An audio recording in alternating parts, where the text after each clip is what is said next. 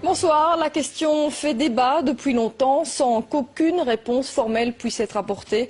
Il n'empêche, cette étude laisse perplexe. Des chercheurs de l'ULB ont exposé des fourmis à des ondes GSM.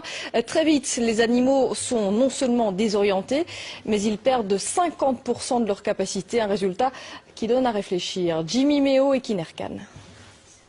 L'expérience peut être réalisée très rapidement.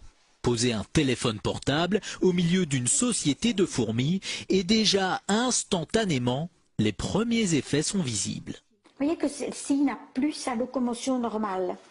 C'est plus faire aller ses pattes, c'est parce qu'elle a été trop longtemps près des ondes. Ça, c'est une ataxie musculaire. Le premier système touché est le système nerveux. Mais le système nerveux, il dirige tout.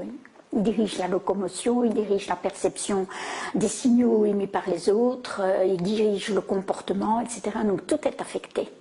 Les capacités d'apprentissage des fourmis exposées aux générateurs d'ondes sont affectées de 50% par rapport à la normale. Et même avec une période de récupération, elles ne retrouvent que 60% de leur capacité de mémorisation. J'ai éteint le générateur, elles ont récupéré un peu et ont pu apprendre, mais n'ont plus jamais réatteint leur niveau initial. Il en est de même pour 7 fourmis exposées aux ondes du GSM. Si on arrête tôt l'expérience, elle va récupérer. Si on continue, elle va mourir. Les dangers pour l'homme sont aussi à prendre au sérieux. Par exemple, l'oreille à laquelle on colle notre téléphone est très sensible. Imaginez les structures que nous avons dans l'oreille. Nous avons des cellules ciliées dans l'oreille. Déjà dans l'oreille moyenne, la trompe d'Eustache, mais après, pour l'équilibre, pour le son, ce sont des cellules terriblement fragiles.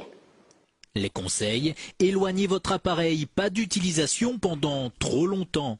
Et contre les insectes nuisibles, un petit générateur d'ondes pourrait ainsi faire office d'insecticide.